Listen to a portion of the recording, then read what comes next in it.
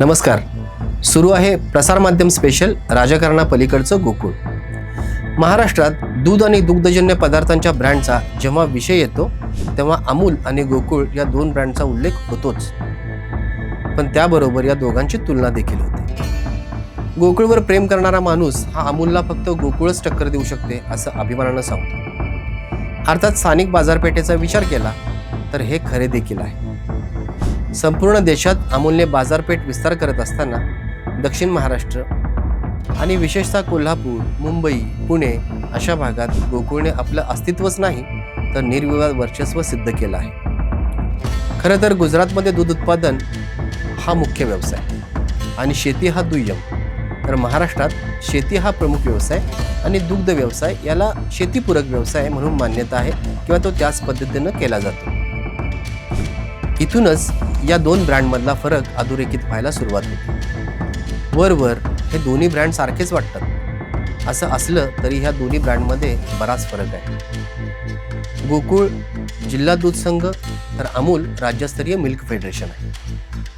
अमूल जसा गुजरातचा ब्रँड आहे तसा महाराष्ट्रातील मिल्क फेडरेशनचा ब्रँड आहे महानंद.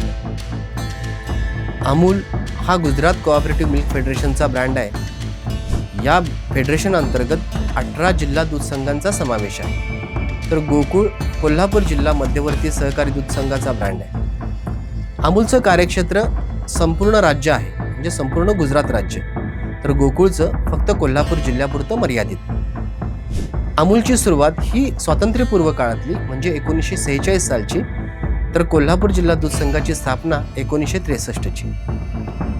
अमूलचे दैनंदिन दूध संकलन हे 3.5 कोटी लिटरपेक्षा अधिक आहे, तर गोकुळचं दूध संकलन 16 ते 20 लाख लिटर एवढं आहे. अमूलची वार्षिक उलाढाल ही 1 लाख कोटींच्या वर आहे आणि दरवर्षी साधारणपणे त्याच्यामध्ये 11 ते 12% वाढ होत असते, तर गोकुळची वार्षिक उलाढाल ही 3.5 ते 4 हजार कोटींच्या आसपास आहे. अमूलची 500हून अधिक उत्पादनं बाजारात आहेत, तर गोकुळची उत्पादनं मर्यादित आहेत.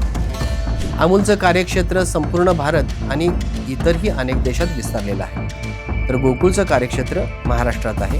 आता अलीकडच्या काळात गोकुळ बाहेरच्या देशामध्ये सुद्धा निर्यात करत आहे. गोकुळ हे जिल्हास्तरीय यशस्वी सहकारी मॉडेल आहे आणि अमूल हे त्या सहकारी मॉडेलचं राष्ट्रीय आणि जागतिक रूप. थोडक्यात सांगायचं तर अमूल हे भारतातील सहकाराचं महासागर आहे, तर गोकुळ हे महाराष्ट्रातील सहकाराचं सामर्थ्यवान आणि स्वाभिमानी केंद्र आहे. म्हणूनच गोकुळ टिकवणं म्हणजे महाराष्ट्रातील सहकार, शेतकऱ्यांचा स्वाभिमान आणि ग्रामीण व्यवस्थेचे सामर्थ्य टिकवल्यासारखं आहे. पाहत रहा राजकारणापलीकडचं गोकुळ, फक्त प्रसारमाध्यम न्यूजवर.